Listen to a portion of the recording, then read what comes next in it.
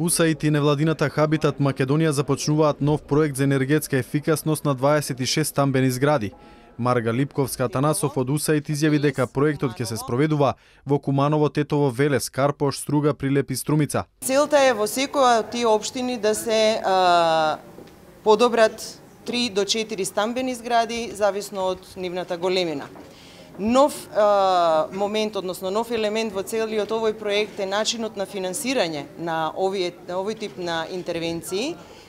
Желбата е да можеме да воспоставиме еден обновлив фонд кој ќе биде издаван до самите станари или до куќните совети. Значи целта на ова е всушност да воспоставиме еден механизам за финансирање каде што куќните совети, односно по ново или според новиот закон за домување, тоа се заедниците на станари, да може како правни лица да се задолжуваат и истите тие средства да се користат за реновирање на заедничките простори во зградата, а тоа главно се однесува на фасадата и кровната конструкција. Марга Липковска додаде дека за проектот се обезбедени 1,5 милиони долари.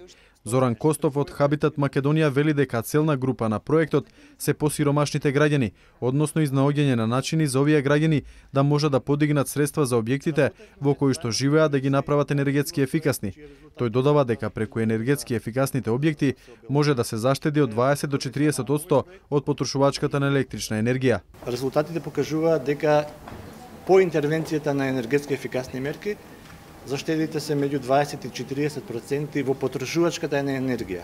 Во идеални случаи тие 20 до 40% треба да се преведат и во сметките. Министерот за економија Валјон Сарачини посочи дека во Македонија покрај индустриските капацитети за енергетска ефикасност почнале да размислуваат и домакинствата, додавајќи дека министерството ќе го поддржи проектот. Би сакал да кажам дека конечно во Македонија енергетската ефикасност покрај јавниот сектор и индустријата веќе конечно почнува да се имплементира и во секторот домување.